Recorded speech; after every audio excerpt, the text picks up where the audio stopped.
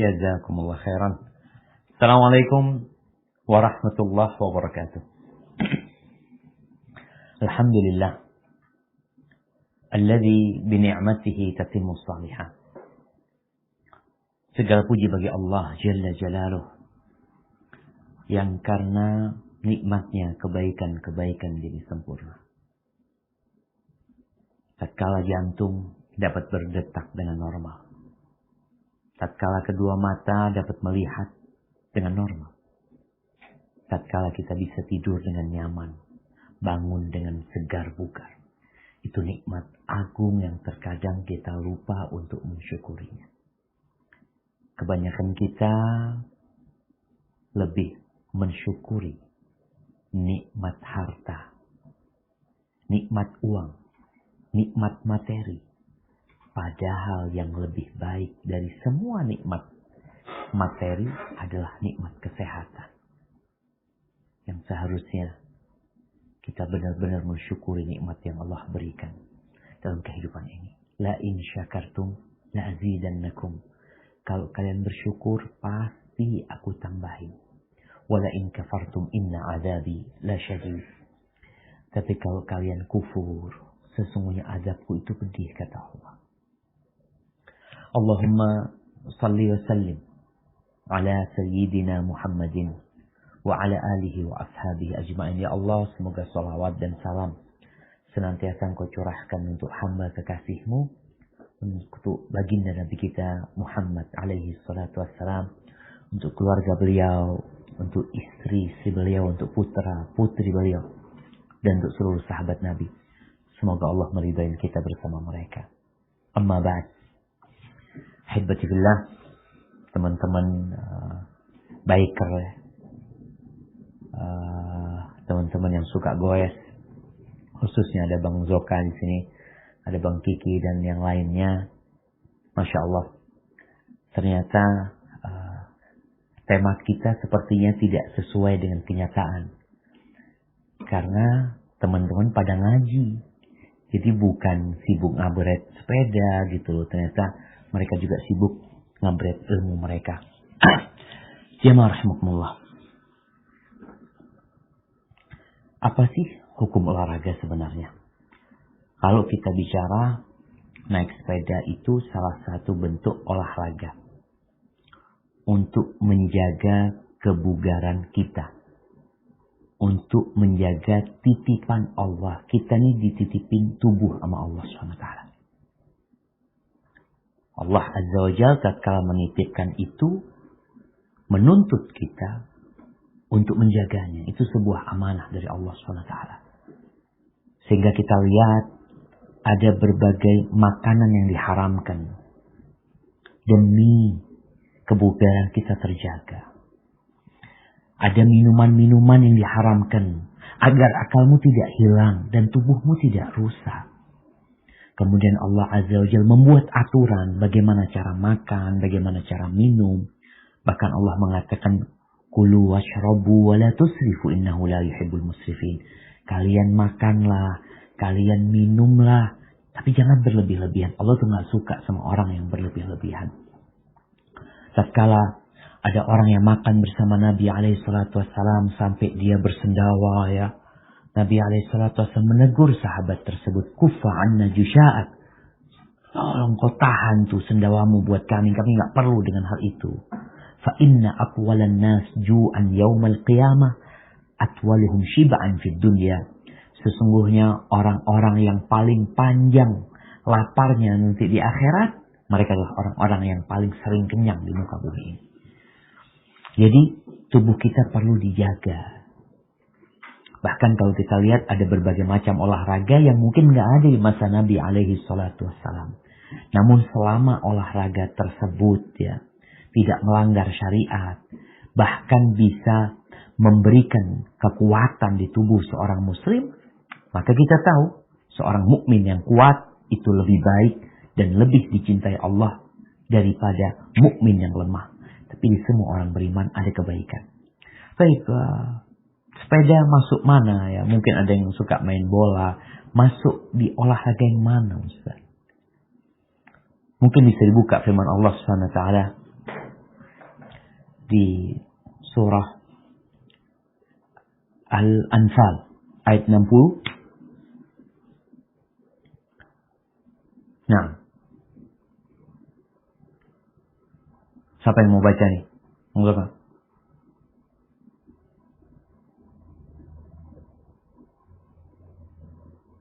Surat Al-Anfal ayat 60. Ya Allah, mungkin bisa ditunjuk.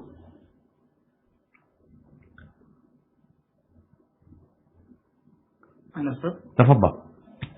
Bismillah. A'udzubillahi minasyaitonir rajim. Wa'iddu lahum mastata'tum min quwwatin wa min ribat al-khayli turhibuna bih aduwallahi wa aduwakum wa akharin min dunihim la ta'lamunahumullahu ya'lamuhum wa ma tunfiqu min syai'in fi sabilillahi yuwaffa ilaikum wa antum la tudlamun.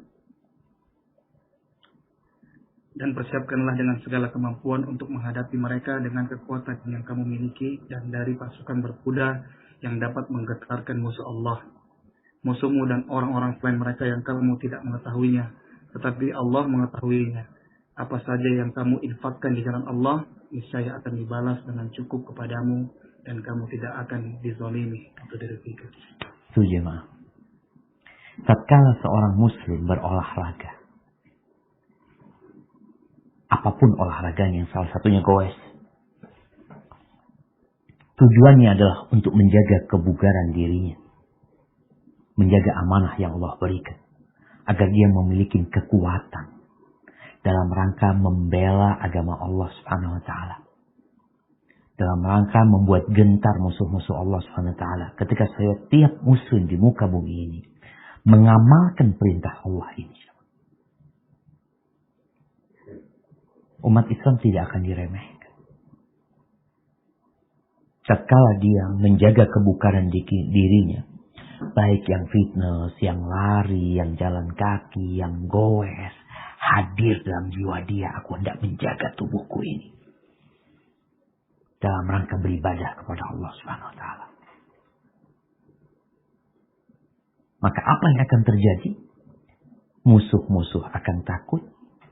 Orang-orang akan mempertimbangkan kekuatan muslimin kalau niatnya lillahi ta'ala. Segala kekuatan. Wa'iddu lahum mastata'tum min quwwah. Apa aja yang bisa kalian siapkan? Paling tidak tubuhmu. Wa min ribatil khayl. Tadi kuda-kuda ya. Karena pada waktu itu yang menjadi salah satu tunggangan yang paling kokoh untuk berperang adalah naik kuda. Mungkin sekarang ada pesawat. Mungkin sekarang ada kendaraan-kendaraan lainnya. Niatnya lillahi ta'ala. Namun kebanyakan orang olahraga itu niatnya untuk dirinya sendiri. Nggak ada Allah dalam niat dia. Kebanyakannya, kita tidak bicara semuanya. Yang ada supaya dia sehat, ya sehat. Supaya nggak sakit aja dia. Kemudian mungkin ingin memiliki tubuh yang ideal. Hanya itu. Ketika dia menggayuh sepedanya, apakah niat dia, ya Allah, aku kepingin nanti sholat malam supaya lebih kuat lagi, ya Allah. Aku ingin supaya tatkala panggilanmu datang, aku siap untuk melaksanakan perintahmu, ya Allah. Jarang, ya Allah. Olahraga akhirnya hanya sekedar hiburan. Sekedar menyehatkan diri. Bahkan tidak sedikit olahraga yang memerlukan uang banyak. Tapi hasilnya hanya untuk kesenangan pribadi. Ya kalau bicara ada hal-hal yang mubah dalam kehidupan ini, iya. Tapi perbedaan orang-orang yang faham, yang ngerti dengan hakikat kehidupan dunia ini. Orang-orang khusus ini spesial. Dan orang-orang kebanyakan bedanya, kebiasaan orang-orang soleh itu ibadah. Kebiasaan mereka. Mungkin kita ngeliat dia tiap pagi goes ya. Kita anggap itu kebiasaan. Tapi karena dia orang soleh, ketika dia menggayuh sepedanya, ada niat dalam diri dia. Dengan harapan dia mendapatkan kekuatan, nanti aku mau sholat duha. Kadangkala goesnya sampai 50 kilo. Sholat duha 2 rakaat gak kuat jemaah. Aduh. Ya itu. Karena niat dia hanya untuk kebugaran dirinya, bukan untuk mengabdi kepada Allah Subhanahu wa taala. Sedangkan ibadah orang-orang kebanyakan itu kebiasaan. Kalau kita lihat teman-teman yang goes, ya dia waktunya sholat. Kenapa? Ya udah biasa dari dulu kayak gini gitu. Kenapa engkau tidak naik derajatnya? Ini kita bicara ilmu bentar lagi. Karena sejak COVID-19 ini, memang Anda lihat toko-toko sepeda itu ya kekurangan stok ya. Bahkan pemerintah sendiri sudah mulai hendak membatasi impor sepeda. Ada keinginan untuk itu. Artinya membludak keinginan orang-orang. Oh harus ingat. Ada sesuatu yang lebih dari sepeda yang harusnya engkau cari. Yaitu niat. Innamal a'malu binniyat. Ya kalau bicara lalai lupa Ustaz ya. Ana kemarin kasih tahu teman dia nih. Ustaz ini peleknya aja ada yang 90 juta. Nah ngomong subhanallah ya. Kalau orang beli pelek sepeda 90 juta. Mudah-mudahan sodakohnya 90 juta juga lah. Paling enggak ya. Karena lihat kebanyakan dari kita kadangkala untuk kesenangannya dia berjuang. Ada nafsu dia di sana. Para ulama ditanya, boleh nggak Ustaz beli mobil yang bagus, yang mahal ya, sepeda yang bagus, yang mahal? Kata mereka, boleh aja. Asalkan niatnya bukan untuk pamer dan berbangga-banggaan diri. Boleh. Asalkan niatnya bukan untuk pamer dan berbangga-banggaan diri. Siapa yang tahu niat itu? Ya kita yang beli. Allah itu maha indah. Allah cinta dengan keindahan. Tapi tatkala engkau membeli sesuatu yang indah, yang membuat dirimu lebih indah, dengan tujuannya Allah akan cinta dengan keindahan. Tafadhol. Semoga hal itu terpuji. Tapi tatkala niatmu hanya untuk berbangga-bangga, mengikuti gaya, wa tafakhur bainakum, dan itu kehidupan dunia hanya untuk membangga-banggakan di antara kalian, maka akhirnya kita tercela. Jamaah rahimakumullah, mungkin sebagian ada yang sudah mulai tertipu dengan sepedanya. Karena kumpulan dia teman-teman yang naik sepeda. Pernah ada kejadian. Entah berapa ribu tahun yang lalu. Cerita ini cerita Nabi Sulaiman. Bisa dibayangin ya. Bagaimana Nabi Sulaiman mewarisi kerajaan, mewarisi kenabian ya. Dan dia juga raja dari ayahnya Nabi Daud alaihissalam. Bagaimana Allah memberikan kekuatan yang maha istimewa buat Nabi Sulaiman. Mungkin bisa dibuka Qur'annya di surat Sad ayat 32. Nah, di surat Sad ayat 32.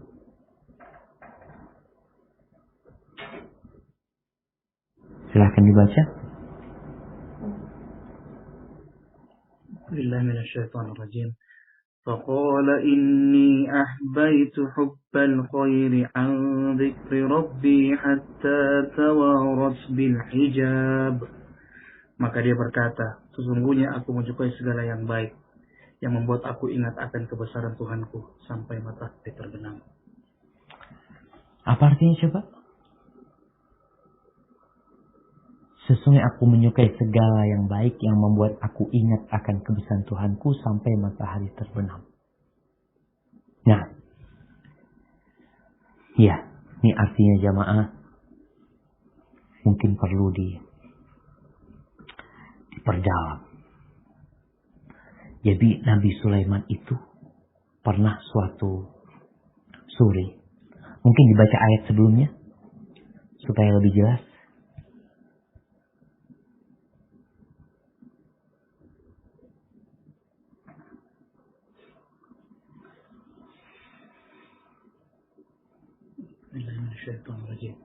إذ أُرِدُ عَلَيْهِ بِالْعَشِيِّ الصَّافِنَاتُ الْجِيَادُ.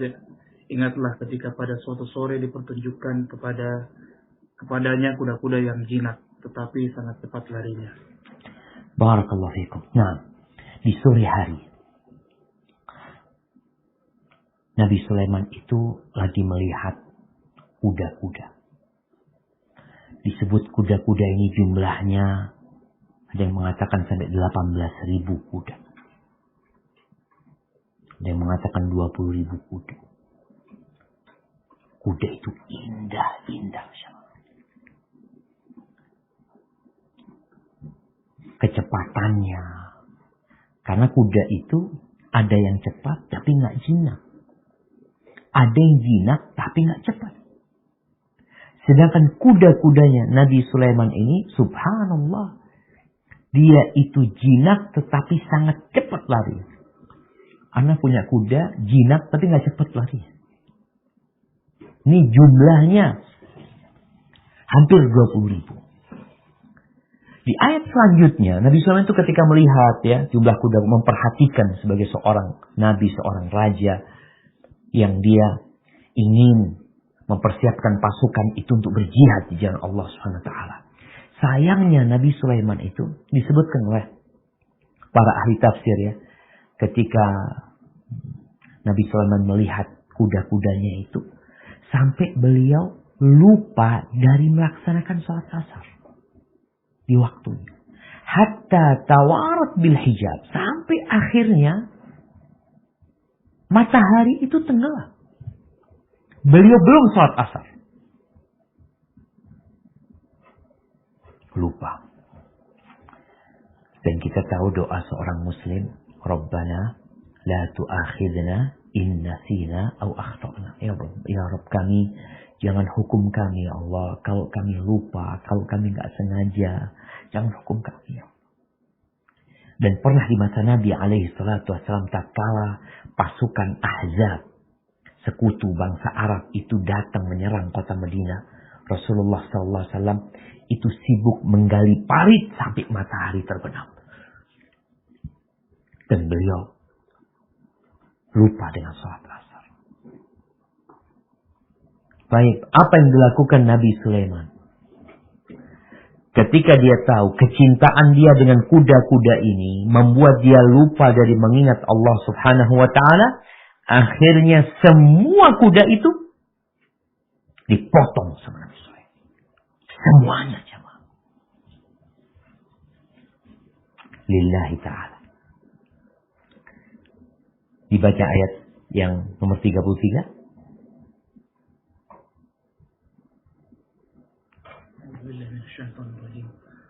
Radduha alayya fatufiq mazham bisuqi wal a'naq. Bawalah semua kuda itu kembali kepadaku, lalu dia mengusap-usap kaki dan leher kuda itu. Barakallahu fikum. Ya, ini ada pendapat yang mengatakan Nabi Sulaiman mengusap-usap kaki dan leher kuda tersebut. Dari pendapat yang lebih kuat yang ditafsirkan disebut oleh Ibnu Katsir, bahwa yang dilakukan oleh Nabi Sulaiman adalah menyembelih kuda-kuda itu. Dipotong lehernya dan kakinya. Habis itu kuda. Dipotong, dimakan. Nggak ada lagi kudanya Nabi Sulaiman. Tapi karena Allah Azza wa Jalla melihat kesungguhan taubatnya Nabi Sulaiman, sampai dia mengorbankan untuk Allah apa yang dia sukai. Untuk Allah Subhanahu wa Ta'ala. Maka nih teman-teman yang kadang kala punya sepeda yang akhirnya membuat dia jadi kerjanya cuma gosok-gosokin sepedanya ya, dipajang, difoto, digendong ya. Sampai dia lupa dari mengingat Allah SWT, maka engkau perlu membuktikan kecintaanmu kepada Allah Azza wa Jalla. Kau lebih cinta sama sepedamu apa sama Allah SWT. Kalau ternyata sepeda yang kau pakai membuatmu lupa, maka saatnya engkau ya mungkin menggantungkannya, mungkin mensedekahkan nilainya untuk sesuatu yang lebih berguna. Apa yang terjadi? Tatkala Nabi Sulaiman mengorbankan 18.000 atau 20.000 kuda yang indah-indah, Allah gantikan buat Nabi Sulaiman angin jemaah, yang kecepatannya 1 bulan perjalanan. Pagi berangkat perjalanan 1 bulan itu, yang biasa ditempuh 1 bulan dengan kuda atau dengan onta, itu hanya ditempuh dalam 1 waktu pagi. Digantikan sama Allah angin. Jadi pasukan Nabi Sulaiman itu bisa berangkat terus. Pindah. Barang siapa yang meninggalkan sesuatu karena Allah, Allah akan kasih ganti yang lebih baik dari itu. Maka teman-teman, lihat niatnya. Baik, kalau bicara upgrade ilmu, ingat, yang paling mulia di antara kita ini, di setiap kelompok itu, mereka mungkin punya orang yang paling mulia menurut mereka. Oh fulan. Kalau bicara klub mobil, mobilnya paling bagus, motornya paling bagus. Yang kalau sepeda, oh fulan, sepedanya yang paling indah ini, itu macam-macam. Ingat, yang paling mulia di sisi Allah SWT adalah atqakum, yang paling bertakwa kepada Allah SWT. Dan Allah mengangkat derajat itu bukan dengan harta, tapi dengan ilmu. Sampai-sampai Nabi SAW mengatakan talabul ilmi faridatun ala kulli muslim. Menuntut ilmu itu kewajiban buat setiap muslim. Kewajiban. Engkau gak punya sepeda gak dosa. Engkau gak naik sepeda gak dosa. Tapi engkau gak menuntut ilmu dosa.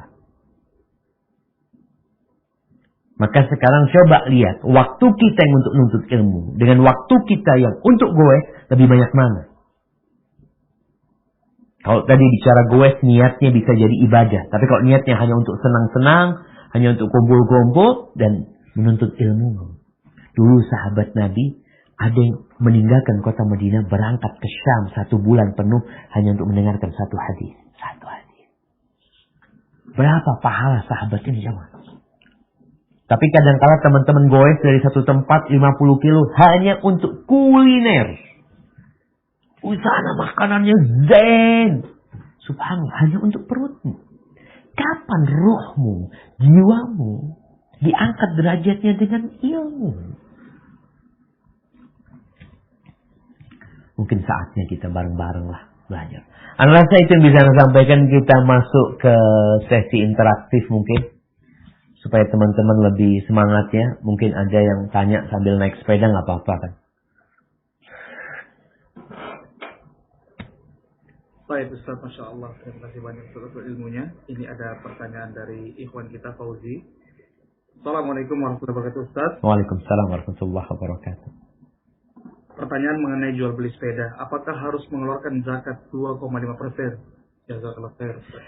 Nah, berapa harga sepedanya kok ditanya zakat ini?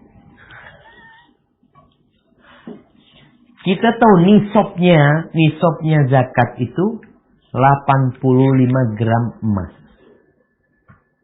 85 gram emas. Murni ya. Kalau harga emas anggap 1 juta berarti 85 juta. Baik. Kalau nilainya 85 juta berarti ada zakatnya. 2,5%. Tapi ada syarat yang kedua. Yaitu uang itu atau barang dagangan itu mengendap setahun. Artinya kalau Ana beli sepeda sekarang, Ana punya duit nih, alhamdulillah ada rezeki 100 juta. Ana beli sepeda 1 bulan, Ana jual 120 juta. Ada zakatnya belum? Terus kapan zakatnya Ustaz? Zakatnya itu kalau berputar 1 tahun. Umpamanya bulan Muharram, baru engkau wajib mengeluarkan zakat bulan Muharram tahun depan. Tinggal dihitung. Duitmu berapa, barang dagangmu berapa. Ustaz, sebagian belum jadi duit. Ana punya sepeda, ada 3 sepeda, yang ini harga 50, yang ini harga 20, dihitung tuh semua tuh. Dihitung nilainya, lalu dikeluarkan zakatnya. Jadi bicara zakat barang dagangan itu bukan hanya sepeda, barang dagangan apapun, itu ada zakatnya dengan syarat sampai ke nisab dan berputar 1 tahun. Berapa persen? 2,5%. Barakallahu fikum. Nah, teman-teman mungkin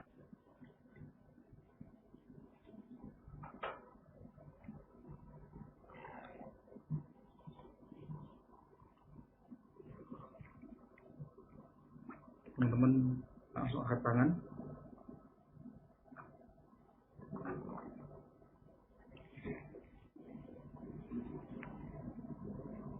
Masya Allah.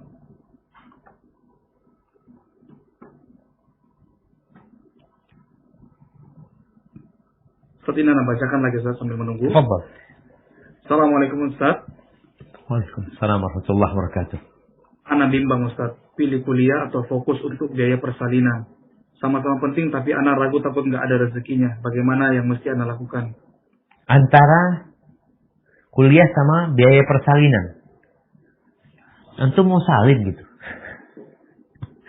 Iya, barakallahu fikum. Nah, jamaah.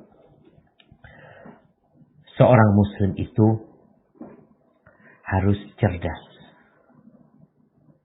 Dia mengetahui mana yang penting dan mana yang lebih penting. Membedakan antara yang penting dan tidak penting semua bisa. Oh, itu hal yang mudah, nggak perlu orang pintar. Tapi memilih antara 2 hal yang penting, mana yang terpenting, itu dibutuhkan ilmu dan pertimbangan yang macam. Baik, kalau bicara persalinan, penting nih biaya persalinan. Kalau bicara biaya kuliah, nuntut ilmu nih penting juga nih. Tapi yang jadi masalah, nuntut ilmumu itu nggak harus sekarang. Kalau bicara kuliah, belajar itu nggak harus kuliah. Sekarang semua online. Kalau engkau niat untuk belajar ilmu, alhamdulillah, engkau tetap bisa menuntut ilmu walaupun tidak kuliah. Tapi kalau biaya persalinan, ya ini sudah urgen. Lebih baik untuk persiapan biaya persalinan. Kuliah, insya Allah, nggak kuliah tahun ini, tahun depan. Tapi apa bisa antum katakan kepada istri antum nanti lahirannya kalau ada fulus ya. Jadi sebelum ada fulus, Anda minta jangan dikeluarin anaknya. Nggak mungkin. Itu nggak bisa ditunda seperti itu. Dan nggak ada alasan orang nggak nuntut ilmu di masa sekarang ini jamaah. Maka insya Allah harus antum mengorbankan tadi sebagai kewajiban antum seorang suami yang memiliki kewajiban memberikan nafkah kepada istrinya, maka itu lebih wajib buat antum daripada antum kuliah. Kewajiban menuntut ilmu itu ada ilmu-ilmu yang wajib, ada ilmu-ilmu yang sunnah sebenarnya. Maka insya Allah antum bisa memilih mana yang lebih penting buat antum. Hada wallahu a'lam bishawab. Masya Allah. Teman-teman ada lagi langsung yang mau komunikasi sama Ustaz Syafiq.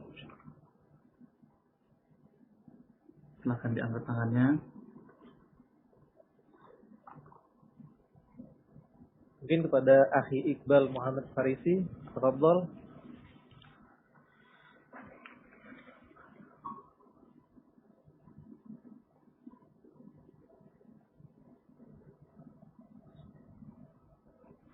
Kok pada sepi ya? Anak tadi udah yang nanya soal sekolah dan persalinan.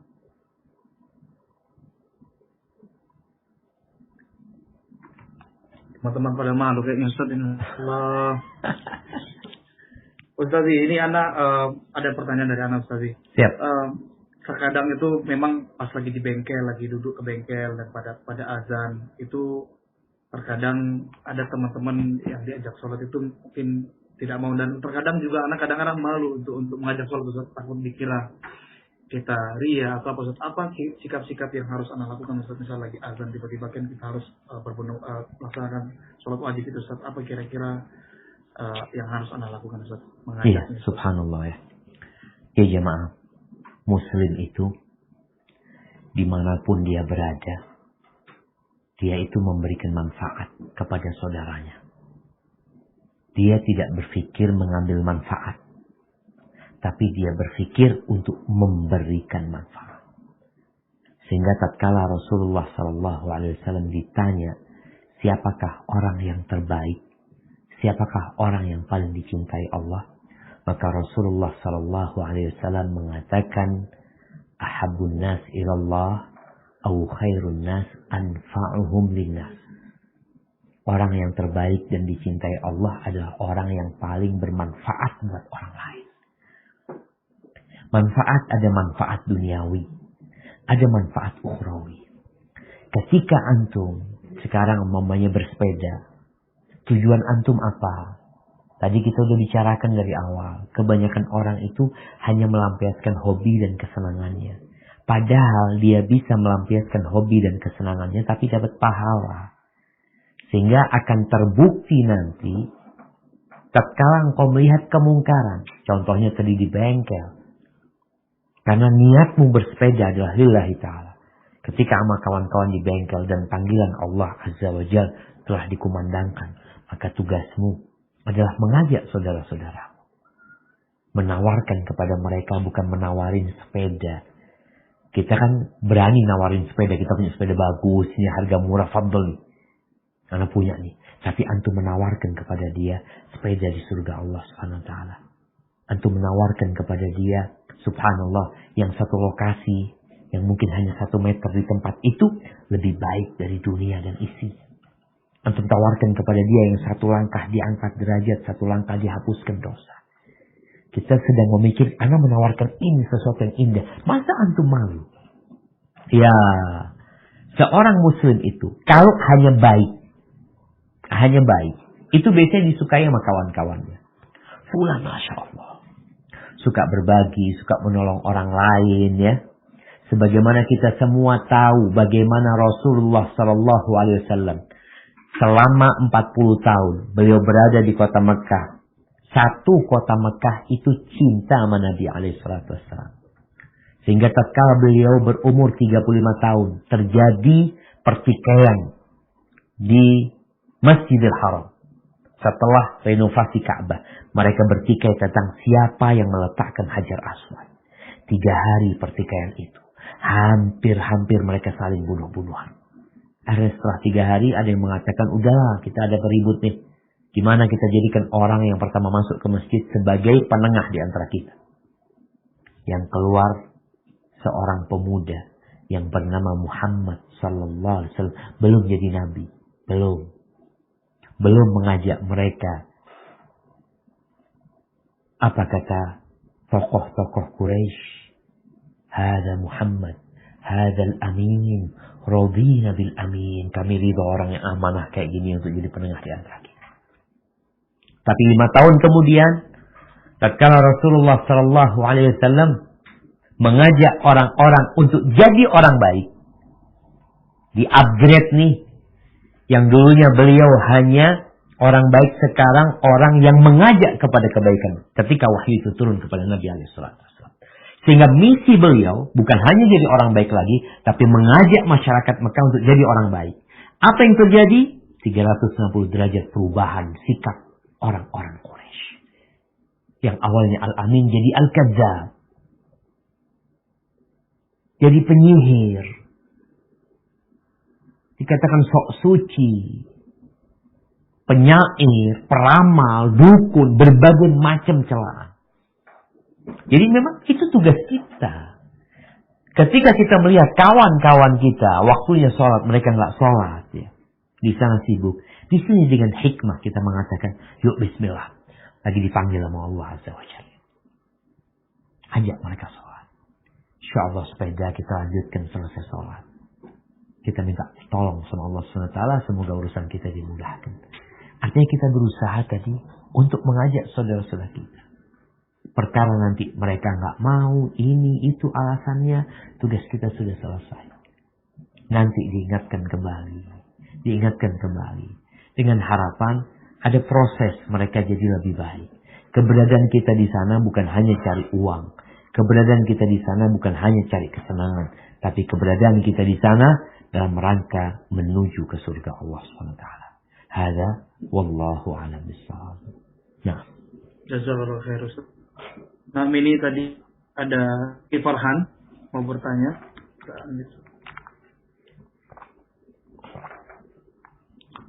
Fadhil. Assalamualaikum Ustaz. Waalaikumsalam warahmatullahi wabarakatuh. Masya Allah. Antum masih siang di sana? Enggak, Pak Ustaz. Ini di rumah ini. Oh, terang di banget. Ruang tamu ini. Masya Allah. Masya Allah bisa ngobrol nih, bisa ngobrol langsung sama bertanya langsung sama Ustaz. Ahlan wa sahlan. Terima kasih buat teman-teman udah ngasih kesempatan buat saya bergabung di sini. Izin bertanya Ustaz mengenai jual beli nih Ustaz. Saya memang masih ada keraguan mengenai jual beli ya. Misalkan nih kita beli segini pengen jual harga tinggi gitu ya. Nah itu karena kan memang kita contohkan misalkan sepeda ya, lihat di pasaran sekarang untuk harga-harga sepeda kan memang gila-gilaan lah. Ya. Nah itu bagaimana sih Ustaz hukumnya? Apakah kita memang kalau mau jual apakah sewajar bagaimana kita saja gitu Ustaz? Saja. Ya, barakallahu fikum. Nah, jamaah. Tadi dikatakan gila-gilaan ya. Memang kadang-kala yang beli orang gila kadang-kala. Kalau harganya gila-gilaan yang beli ya orang nggak bener kadang-kala seperti itu. Tapi ya ada yang beli gitu. Subhanallah. Tapi kalau bicara hukum jual belinya gimana sih sebenarnya? Mengambil keuntungan itu tidak ada batasan sebenarnya. Kalau kita beli sepeda harga 20 juta, lalu kita jual 100 juta. Ada yang beli, ya nggak apa-apa ada yang beli. Asalkan kita tidak melakukan penipuan. Yang tidak boleh adalah menimbun makanan pokok. Kemudian kita tunggu sampai harganya mahal, baru kita keluarin. Memonopoli barang, itu yang nggak boleh.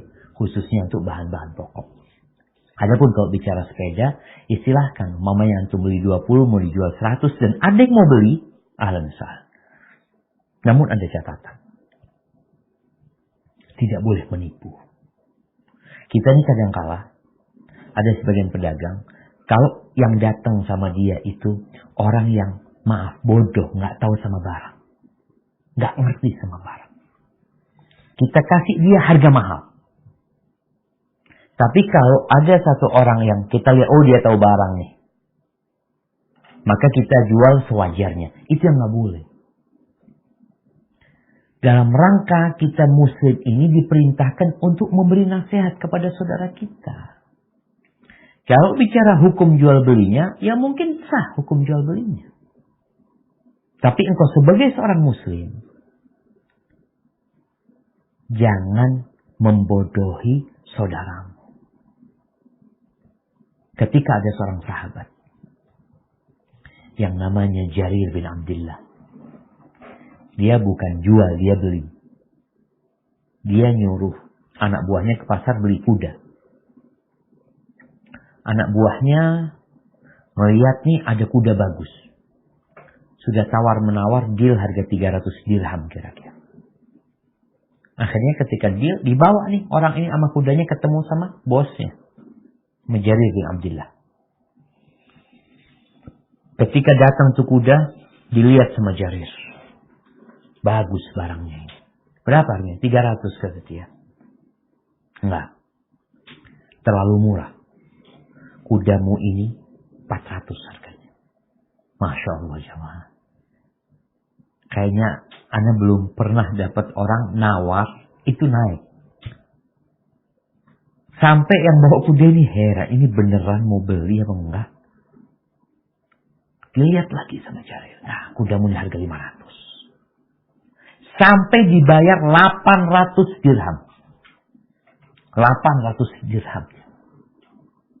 Akhirnya anak buahnya ini tanya, engkau itu gimana? Tadi aku bawain barang dengan harga 300, engkau bayarin 800. Apa kata Jarir bin Abdullah al-Bajali? Baya'tu Rasulullah sallallahu alaihi wasallam ala nushi li kulli muslim. Aku membaiat Rasulullah sallallahu alaihi wasallam untuk senantiasa memberikan nasihat kepada setiap muslim. Kenal nggak kenal? Muslim, dia punya hak. Nasihat. Nasihat itu adalah keinginan berbuat baik sama dia. Menginginkan kebaikan buat dia. Maka tugas kita, tatkala kita jual beli, berikan nasihat. Ketika barangnya bagus, bagus. Ketika kita tahu fulan ini nggak tahu sama harga nih, kesian dia. Maka seharusnya kita berbuat baik sama dia. Mas, ini barangnya kurang bagus. Namun kebanyakan kita itu, ya memberikan informasi yang akurat. Kalau dia kawan kita, sohib kita, baru tatkala itu kita memberikan informasi yang bagus. Tapi ketika kita nggak kenal sama dia, maka di situ kita akhirnya ya ngibulin dia, bohongin dia. Kalau ini kerabat kita biasa jual, udah harga pasar, anak bisa jual 50 juta. Tapi karena ini sohib kerabat, ayolah kasih diskon ini itu macam-macam. Akhirnya kita kasih diskon karena hubungan kerabat, karena kawan kita yang maksa. Tapi harga pasaran ya kita tetap jual harga pasaran. Jadi untuk bicara apakah boleh cari keuntungan yang besar, boleh-boleh aja asalkan tidak ada unsur penipuan di sana dan usahakan kita memberikan nasihat kepada setiap muslim. Hada wallahu a'lam bissawab. Nah, selanjutnya ini Jim, tafadhol.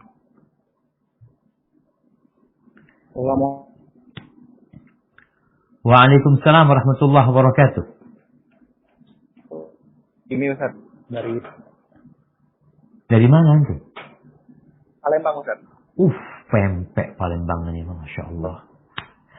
Ada salam Ustaz, teman kita dari bersepeda bersedekah dari teman-teman Palembang. Masya Allah, waalaikumsalam.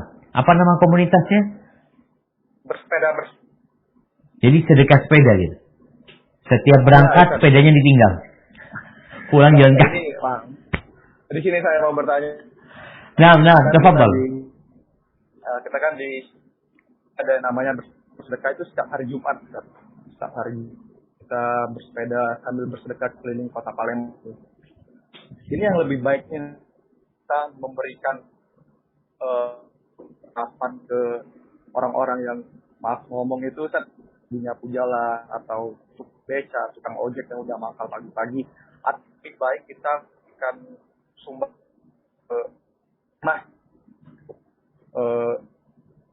panti asuhan gitu, Ustaz. Yang lebih baiknya Ustaz, untuk diutamakan. Iya. Barakallahu fikum. Subhanallah jamaah. Ini pertanyaan yang berat ya. Tatkala kita bicara sedekah, kepada siapa sih yang lebih utama kita kasih sedekah kita? Ketika orang-orang bertanya kepada Nabi Muhammad alaihi salatu wassalam, yas'alunaka madza yunfiqun? Qul ma anfaqtum min khairin falil walidaini wal aqrabina wal yatama wal masakin wa ma taf'alu min khairin fa innallaha bihi alim. Mereka bertanya tentang apa dan kepada siapa kita berinfak. Maka kata Allah Azza wa Jalla, yang paling berhak adalah kedua orang tua kita. Anda ingatkan kepada teman-teman yang bersedekah, yang memberikan nafkah. Ingat sama orang tuanya. Setelah itu, kerabatnya. Kerabat. Oke, kita mau berbagi sama tadi tukang beca, umpamanya nyapu jalan, alhamdulillah baik gitu. Tapi engkau punya kerabat, dia lebih berhak. Maka perhatikan kerabatmu, sepupumu, pamanmu, bibimu. Maka perhatikan mereka. Setelah itu baru kita berpikir anak-anak yatim, orang-orang miskin. Apa saja kebaikan yang kita lakukan, Allah tuh maha tahu. Maka kalau bicara tadi teman-teman sedekah tiap hari Jumat ya, memang sebagian ulama seperti Ibnu Qayyim al-Jauziyah menyebutkan fadilah sedekah pada hari Jumat karena itu hari yang mulia. Tetap sebenarnya yang kita perlu perhatikan adalah orang-orang yang dekat sama kita. Jangan antum sedekah jauh-jauh ya. Kadang-kala kita naik sepeda, Masya Allah, sedekah tempat jauh. Tetangganya sendiri nggak dikasih. Kerabatnya sendiri yang nggak mampu seharusnya lebih utama untuk dikasih. Memang kalau ngasih kerabat ini beda sama sedekah di jalan. Kadang kalau di jalan ya rombongan rame, nanti ada dokumentasi. Tapi kalau sama kerabat sendiri nggak ada dokumentasi. Bahkan kita berusaha untuk menutupinya. Maka seperti itu. Kalau mau sedekah silahkan. Tapi tolong perhatikan orang tua kita, kerabat kita. Baru setelah itu yang di luar kerabat kita. Rasulullah SAW menyebutkan tentang sedekah yang kau berikan kepada kerabatmu. Itu dapat 2 keutamaan. Yang pertama pahala sedekah. Yang kedua pahala silaturahim. Maka arahkan kawan-kawan. Untuk mulai. Ini ilmu nih, pentingnya ilmu. Ngupgrade ilmunya tuh. Di-upgrade ilmu yang kemarin. Ya pokoknya sedekah macam-macam. Sekarang enggak. Di-upgrade udah. Ana mau sedekah nih hari ini. Ana lihat ya, ana punya sepupu susah. Ana punya misanan susah. Di sini juga pentingnya. Ketika seorang itu mengupgrade ilmunya. Dia harus tahu. Nasab dia. Bahkan Nabi SAW mengatakan. Ta'allamu min ansabikum ma tasilu bihi arhamakum. Belajarlah kalian nasab-nasab kalian yang dengannya kalian menjaga silaturahim kalian. Maka tolong dipedulikan. Kalau punya sepupu-sepupu yang susah hidupnya, yang kau berkasih sedekah mereka. Walaupun gak seberapa mungkin. Kau datang ke rumah pamanmu bawa makanan. Terus gimana nih pinggir jalan? Ini lebih utama. Ini lebih utama. Anakku cari 2 pahala. Jadi goes itu ke rumah kerabat nantinya. Bukan ke rumah kawan. Tapi ke rumah kerabat. Hari ini mungkin ke kerabatnya Fulan. Oke, berangkat ke kerabatnya Fulan. Besok ke kerabatnya Fulan. Jadi memang dibikin nanti kalau tadi goes komunitas, goes sedekah. Mungkin nanti bikin goes komunitas silaturahim. Benar-benar silaturahim. Cuma dilihat engkau punya keluarga di sini di mana aja. Tuh tulisin Fulan. Datangin ke rumah-rumah mereka. Dalam rangka mengantarkan kawan kita silaturahim kepada pamannya. Silaturahim kepada sepupunya. Terus tekan depan, oh ini Fulan. Oke, kita cari keluargamu sekarang. Cari keluarga dia. Insya Allah ini menjadi sesuatu yang baru lah ya. Soalnya kalau anda lihat kebanyakan goes ya tadi. Kalau nggak kulineran, ya sedekah umum. Tapi gimana sekarang goes? Silaturahim. Bang Zoka. Nah, Ustaz. Sudah ada goes silaturahim? Ada insya Allah Ustaz. Baik, barakallahu fikum.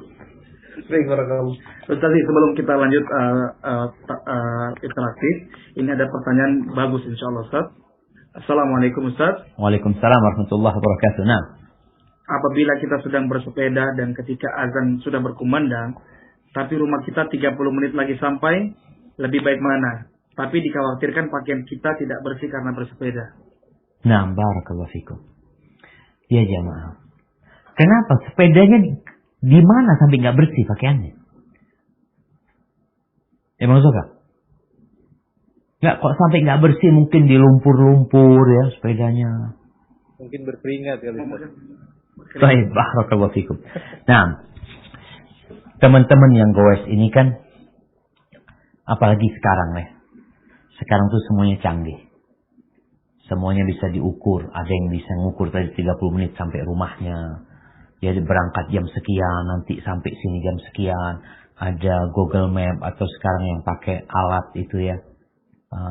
Udah pada canggih semua.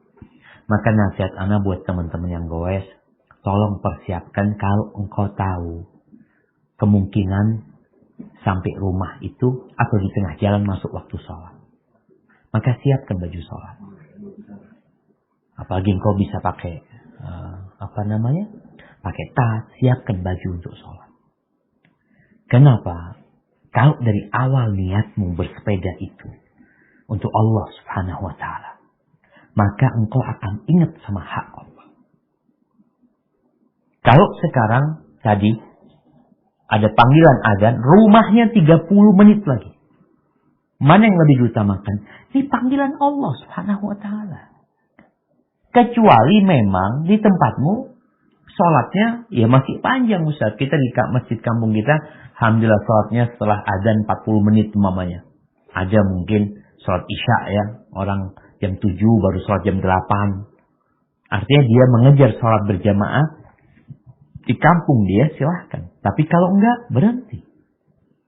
Ustaz, takut sepedanya hilang Ustaz. Ya udah, kalau takut hilang bawa masjid, taruh sebelahnya dia. Karena kadang-kadang memang sepeda-sepeda ini mahal jemaah. Sehingga orang kadang-kadang takut hilang. Maka kalau masalahnya itu, engkau taruh di tempat yang aman.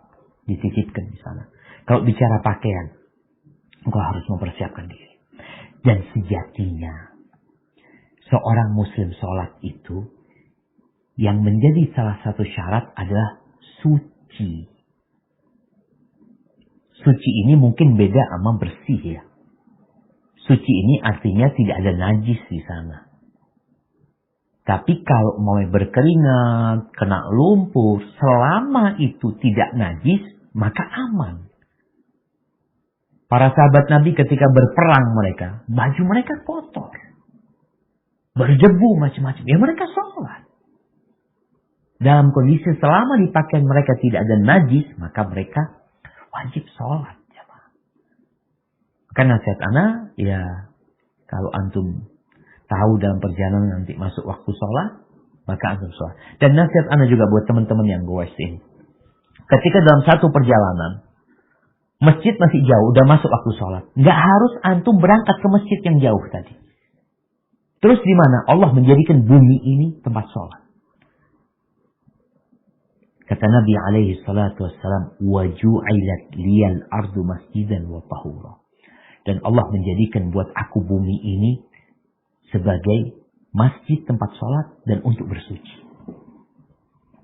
Maka bisa jadi di sawah, di tanah lapang, di pinggir jalan. Sudah, rombongan itu sholat di sana. Oh masjid masih jauh, udah. Ini udah masuk waktu sholat. Salah satu disuruh azan di tempat itu. Batu-batuan, rumput-rumputan, pohon-pohonan yang ada telah akan memberikan kesaksian buat dia yang ada di tempat itu. Kemudian qomat sholat di situ. Jadi nggak harus ke masjid yang memang masih jauh masjidnya. Atau mau cari masjid. Sholat di tempat itu. Ini juga ada niatnya lillahi ta'ala. Sehingga lebih banyak tempat-tempat kalian meletakkan kening kalian buat Allah SWT. Bisa jadi di tempat itu belum pernah ada orang meletakkan keningnya. Kalian letakkan di tempat itu. Ini kalau masjidnya jauh. Tapi kalau masjidnya dekat, ya kita berangkat ke masjid. Namun, ya tadi, tetap kita berusaha untuk sholat tepat waktu dan tidak ketinggalan jamaah. Ya paling enggak berjamaah bersama kawan-kawan yang sedang goes. Hadza wallahu a'lam bissawab. Nah.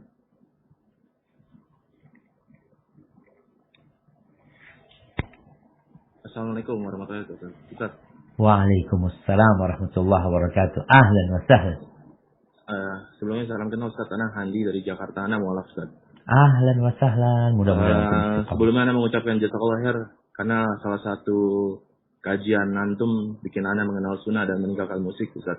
Masya Allah. Barakallahu fikum. Barakallahu fikum. Pertanyaan Ana gini Ustaz. Ana punya lebih dari satu sepeda. Cuma kebetulan sepeda itu yang Anda gunain cuma satu, yang satu lagi lebih banyak berdiam. Mungkin lebih tepatnya apa yang Anda harus lakukan, Ustaz? Siap. Baik, antum satu keluarga berapa orang? Bertiga aja, Ustaz. Berarti sepeda kurang satu lah. Iya. Enggak, itu Anda yang gunain aja, Ustaz. Nah, barakallahu fikum. Iya jemaah.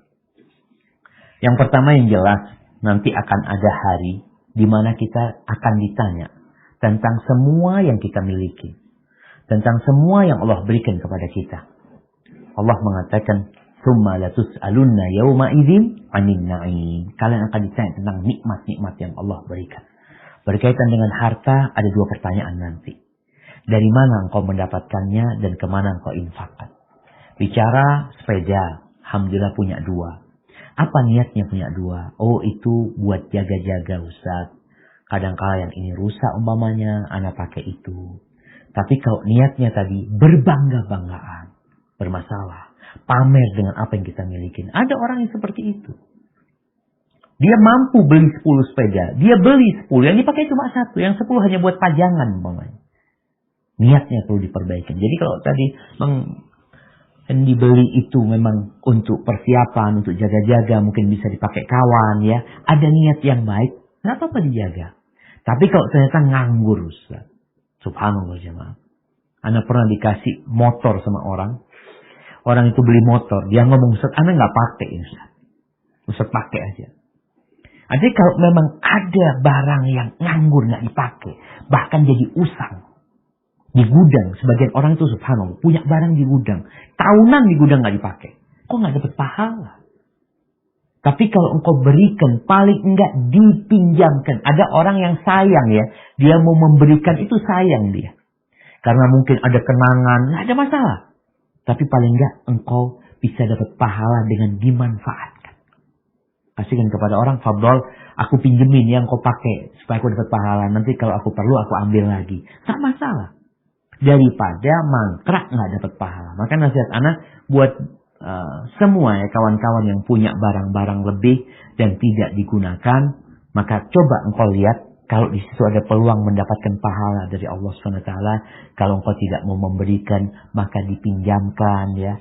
Yang kau punya mobil, aku punya mobil yang satu nggak pernah dipakai. Udah. Sampaikan kepada kawan-kawan, siapa yang perlu mobil ya, mungkin ada keluarga yang sakit atau mau kemana ini, fadol dipakai mobil anak yang satu nganggur tuh umpamanya, atau satu punya mobil pickup ya, mungkin kawan-kawan yang mau pindahan ini tuh fadol dimanfaatkan. Artinya dalam kehidupan ini kita berusaha mencari pahala sebanyak-banyaknya. Hada wallahu a'lam bishawab. Saya Ustaz Sidki, fadol Ustaz.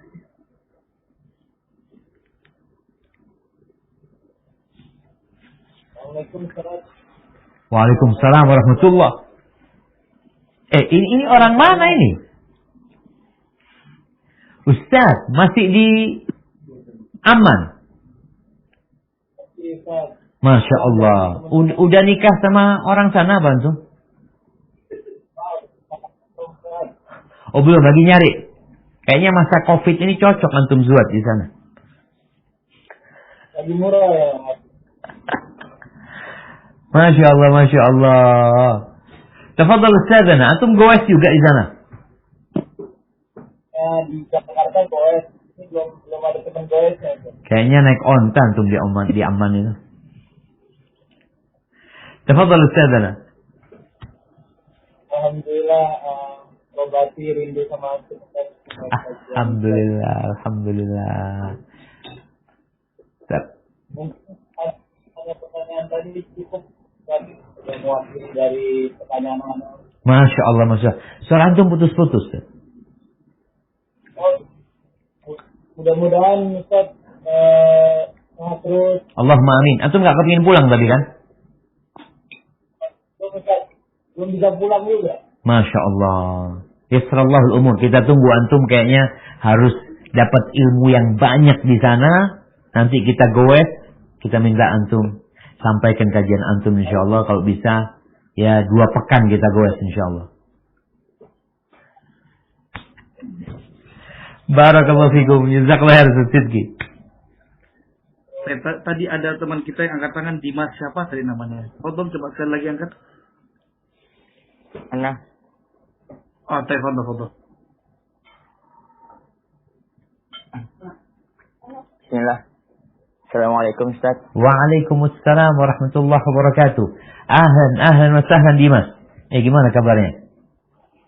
Khair alhamdulillah. Masya Allah. Tafadhal. Ana mau bertanya. Antum di mana posisi? Di rumah. Ya rumah antum di mana lah? Oh, di Jakarta Selatan. Oh, alhamdulillah, alhamdulillah. Tafadhal Dimas. Pertanyaannya, sekarang kan banyak, misalkan ada acara, kalau di sepeda itu kan ada fun bike atau enggak jalan sehat. Nah itu kan kayak ada, akhirnya itu ada door prize. Nah mungkin di awalnya itu ada uang pendaftaran. Nanti mungkin uang pendaftarannya itu dikolektifkan untuk hadiahnya itu. Nah itu hukumnya bagaimana? Nah, barakallahu fikum. Iya jamaah. Berkaitan dengan hadiah nih. Bicara hadiah itu kalau diberikan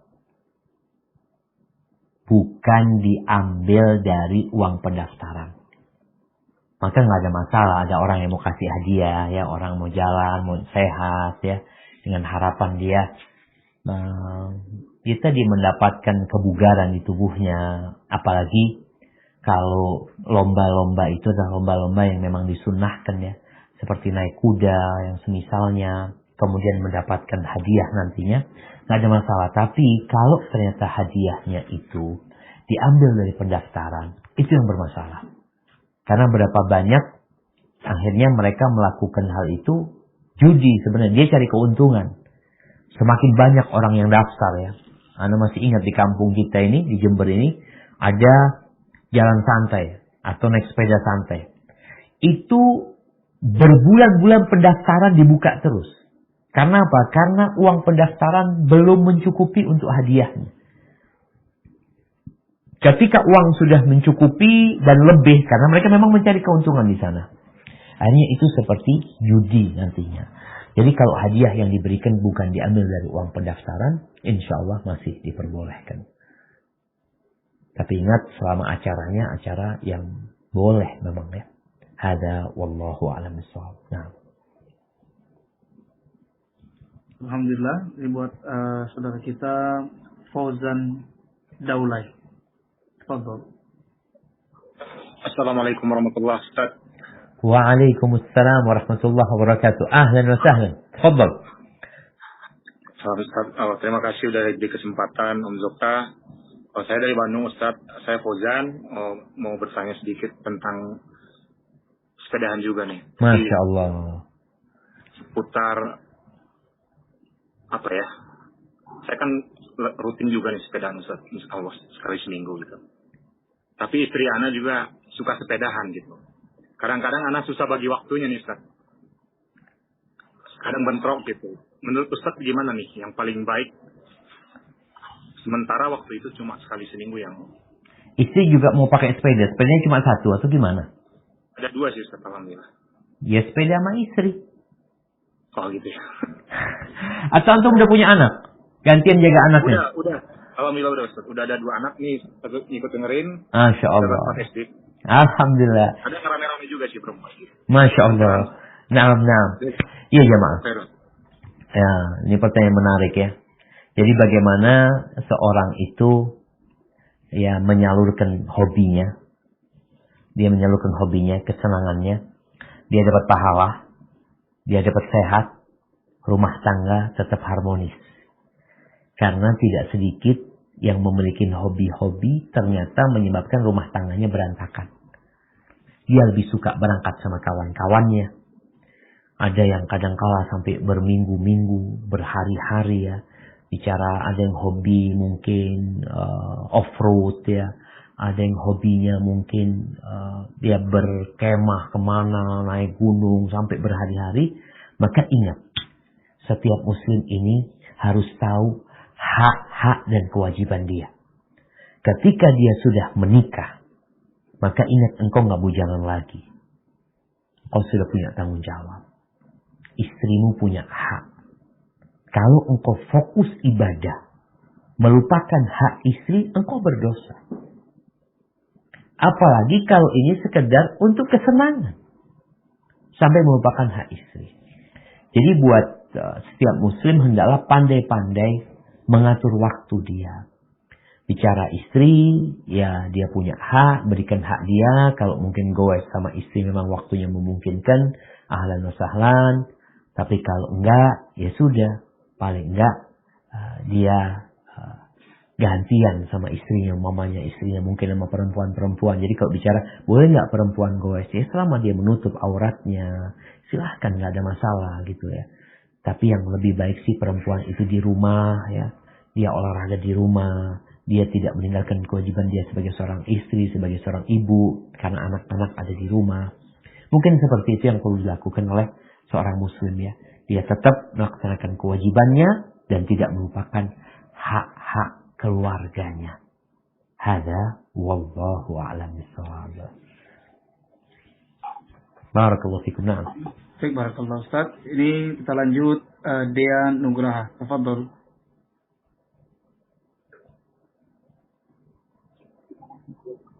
Bismillah. Assalamualaikum warahmatullahi wabarakatuh. Waalaikumsalam warahmatullahi wabarakatuh. Kok belum muncul? Ustaz. Masya Allah. Ahlan wa sahlan. Nah, di mana antum? Jazakallah khair. Ana di Semarang, Ustaz. Oh, Tapi Masya aslinya Allah. Bandung. Nah. Jadi ini lintas benua kayaknya jamaah. Sampai Alhamdulillah bisa dipersatukan sama teman-teman. Oh, alhamdulillah. Izin bertanya, Ustaz. Nah, tafadhol.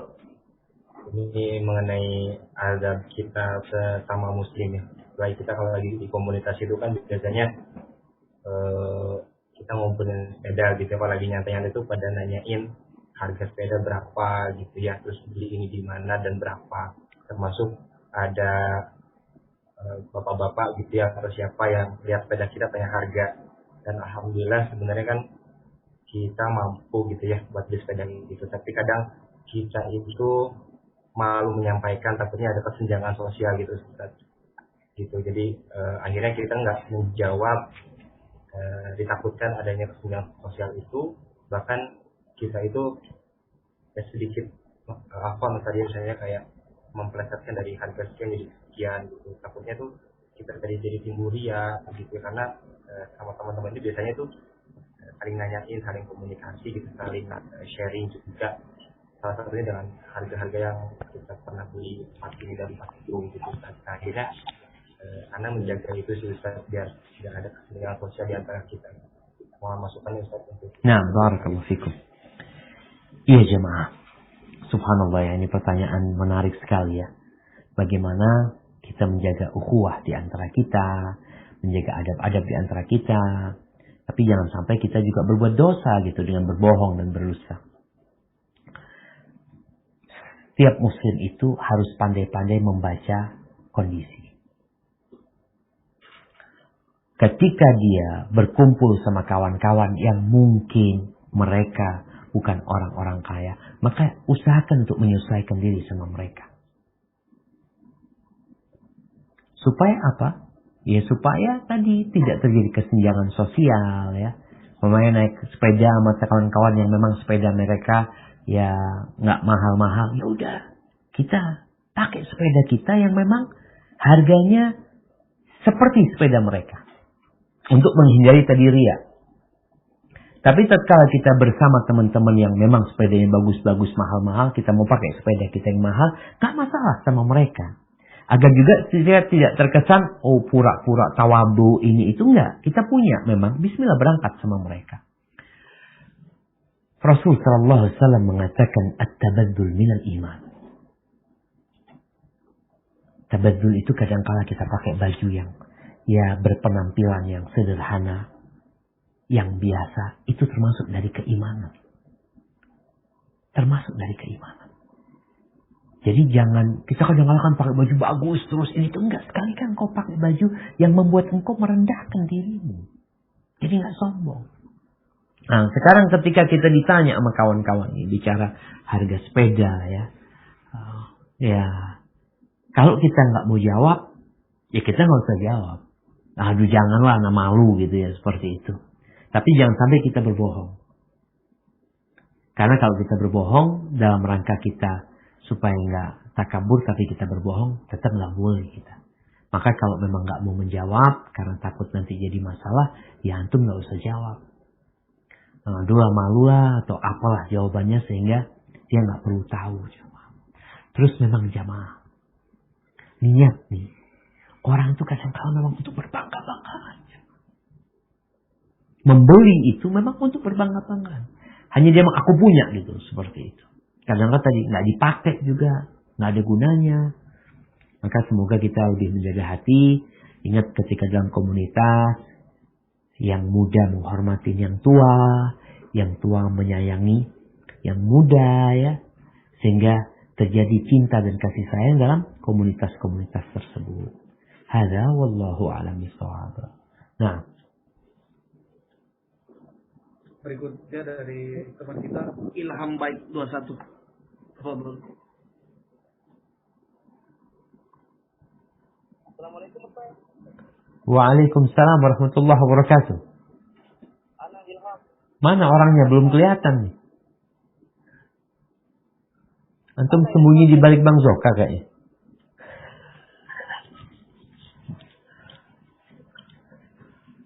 Nah, tafadhol Ilham. Ana walaupun enggak ngelihat antum dengar suara antum tapi. Tafadhol. Tanya Ustaz. Kebetulan ana juga lagi bisnis jual beli alat sepeda. Siap. Kadang-kala itu ada bagian pembeli itu mau bertransaksi lewat online dan pakai kartu kredit. Apakah saya juga kena dampaknya, maaf ya, mungkin dosa ribanya atau bagaimana untuk upgrade sepeda begitu? Jika saya menjual secara kredit ke orang tersebut. Nah, barakallahu fikum. Ya, anak-anak pertama nggak tahu ketika orang itu pakai kartu kredit, akadnya sama kita dia kontan apa kredit? Dia bayarnya sama kita kontan. Jadi akadnya itu kalau lewat market. Jadi kalau lewat transaksi online itu Ustaz, dia akadnya itu kalau nanti pembayarannya langsung saya terima. Cuman dia nyicilnya ke bank kartu kreditnya gitu Ustaz. Iya. Ya, artinya sebenarnya pembayaran itu kontan kepada kita gitu kan. Iya. Betul, marketplace-nya bayar langsung kan. Nah, wallahu a'lam bishawab. Tatkala kita tidak memfasilitasi.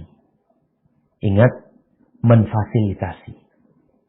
Orang itu dapat duit dari mana selama kita tidak ikut-ikutan dan uang itu dia pinjam umumnya dengan sistem riba. Kemudian dia bayarkan kepada kita.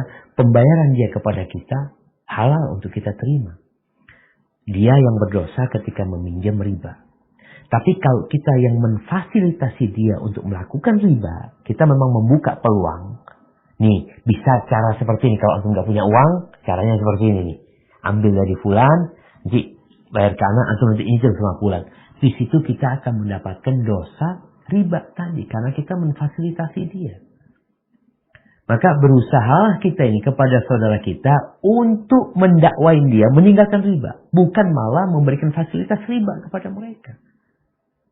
Karena kalau antum yang membuka fasilitas di tempat antum bisa pakai kartu kredit umpamanya, berarti antum telah memberikan fasilitas itu kepada mereka. Jangan memberikan fasilitas itu kepada mereka. Antum sampaikan sistem kita seperti ini. Sehingga antum telah membuat sebuah sistem yang diridhai oleh Allah SWT.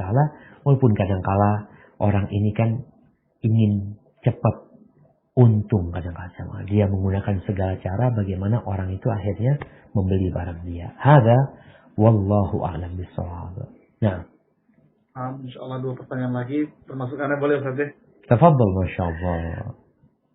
Karena ini anak kan biasa bikin event Ustaz. Tapi termasuk biasanya ada kawan-kawan kita yang punya istri itu istrinya biasa ikut Ustaz. Apakah kita melarang mereka Ustaz kalau bisa ini acara laki-laki only? Apakah atau bolehkah kita bikin acara yang mungkin ada akhwatnya ikut Ustaz? Itu bagaimana Ustaz? Barakallahu fikum. Nah, jamaah. Bicara ikhwan dan akhwat ini ada batasan-batasan yang harus dijaga. Selama batasan-batasan itu kita jaga, nggak masalah sebenarnya. Kita bikin kajian ya laki perempuan sih. Kajian aja, kadang-kala kajian buat ikhwan, kajian buat akhwat. Apabila akhwat itu, dia mungkin perlu refreshing, dia ingin juga bersepeda sama kawanan perempuan-perempuan ya. Selama mereka menutup diri, menutup auratnya, aman-aman saja. Walaupun tetap ya ingat. Allah itu mengatakan waqarna fi buyutikunna wala tabarrajna tabarrujal jahiliyatil ula. Perempuan-perempuan itu tinggallah kalian di rumah kalian. Tinggallah di rumah kalian. Jangan suka-suka keluar. Kalau harus keluar, maka jangan bersolek. Soalnya jangan sampai akhirnya tadi bersepeda hanya jadi fitnah gitu. Tatkala ada perempuan yang dia ya mungkin pakaiannya tidak menutup aurat ya, sehingga membuat yang tadinya kita udah bicarakan dari awal, niatkan lillahi ta'ala, mencari pahala, gara-gara ada yang seperti itu, ya bercampurlah tadi dengan sesuatu yang Allah tidak sukai. Maka nasihat anak, bikin sistem yang benar-benar menjaga mereka, menghargai mereka, kemudian juga bisa jadi ketika mereka berangkat bareng ya. Modelnya gini, ada satu kondisi, ada orang-orang yang memang belum ngaji. Kita ingin menyampaikan dakwah ini kepada mereka. Mau tidak mampu, kita mengakomodir mereka dalam kondisi seperti itu. Sehingga harapannya nanti, kita akan berangkat ke tempat ini, ke resto ini, nanti ada kajian di sana umpamanya. Dengan harapan memang kita mendakwai orang-orang yang belum ngaji ini. Tapi kalau sudah pada ngaji, tadi kita sudah punya sistem dengan harapan mereka saling menjaga ya. Hada wallahu a'lam. Bisawab. Jazakallahu khair Ustaz. Buat Ali Azmi.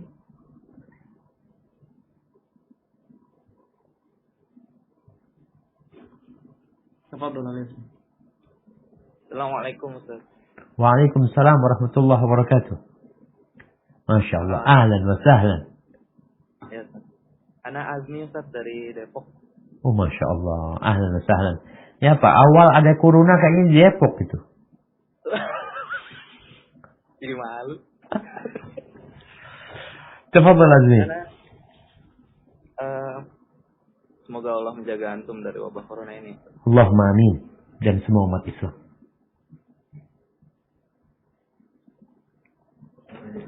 Azmi, suaranya hilang. Ada nggak? Ya, tafadhal. Kalau kita bersepeda jaraknya lumayan jauh, Ustaz. Mungkin kategorinya safar, keluar kota atau ya semacam. Itu kita sholatnya di jamak nggak, di double nggak?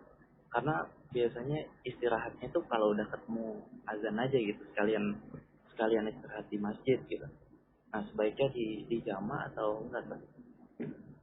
Nah, barakallahu fikum. Iya, Masya Allah ya.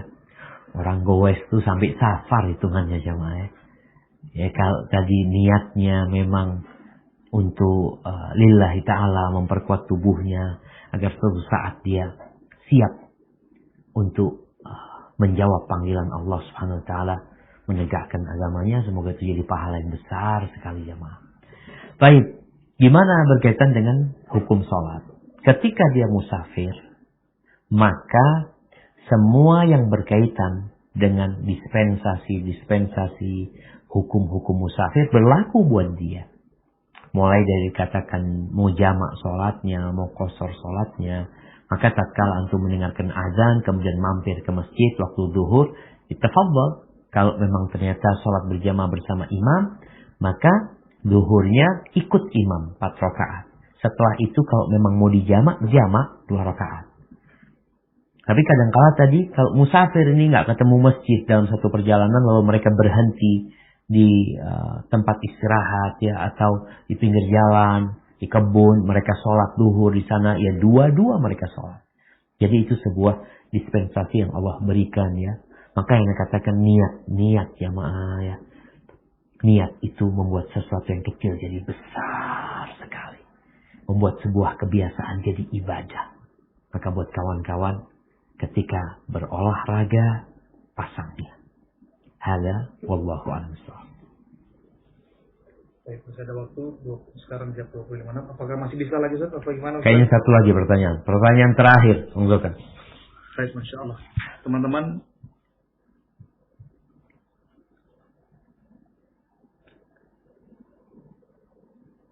mungkin dari Extend Puji Elsa.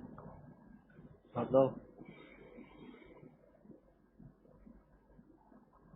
Assalamualaikum warahmatullahi wabarakatuh. Waalaikumsalam warahmatullahi wabarakatuh. Ahlan wa sahlan. Alhamdulillah, barakallahu fikum. Tafadhal. Ustaz, ana mau bertanya Ustaz, mungkin prinsip ini banyak dipakai sama teman-teman yang sering upgrade sepeda ya Ustaz ya.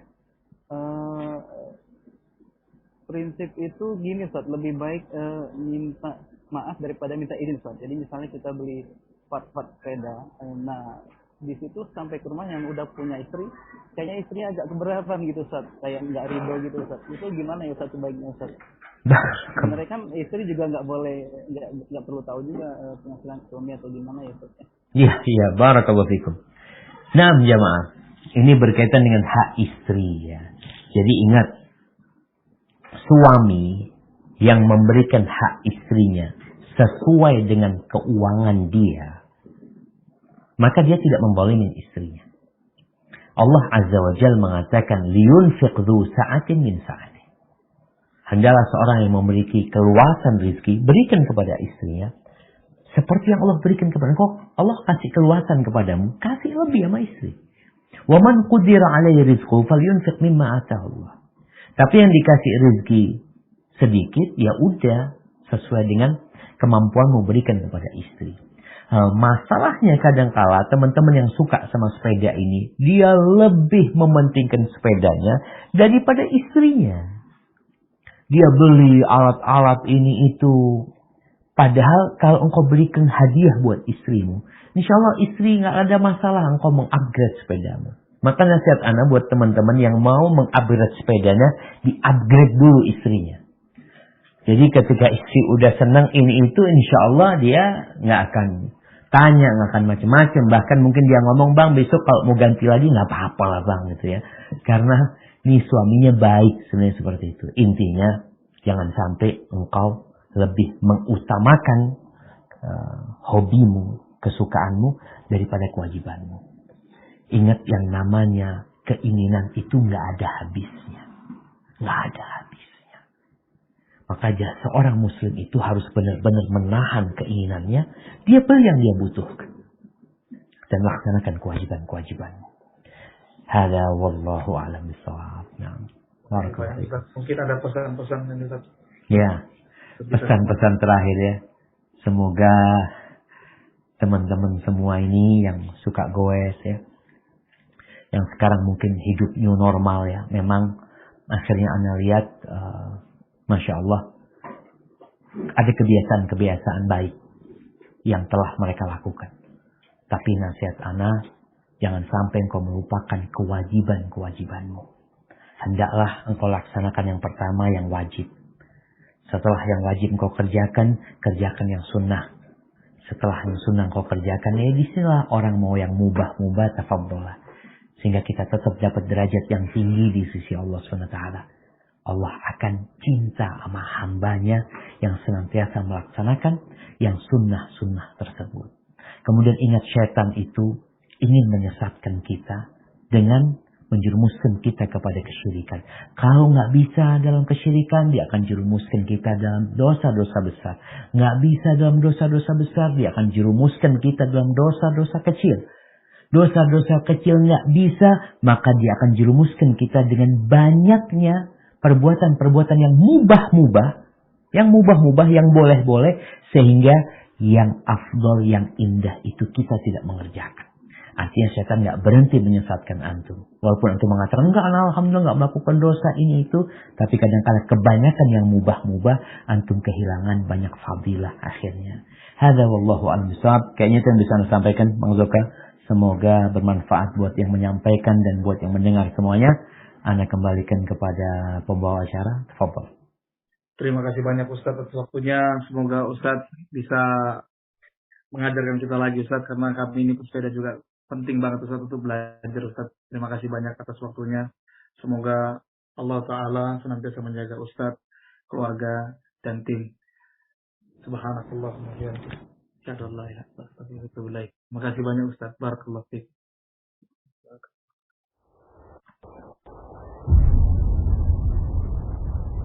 Klik tombol berikut untuk mendapatkan update ilmu yang insya Allah bermanfaat.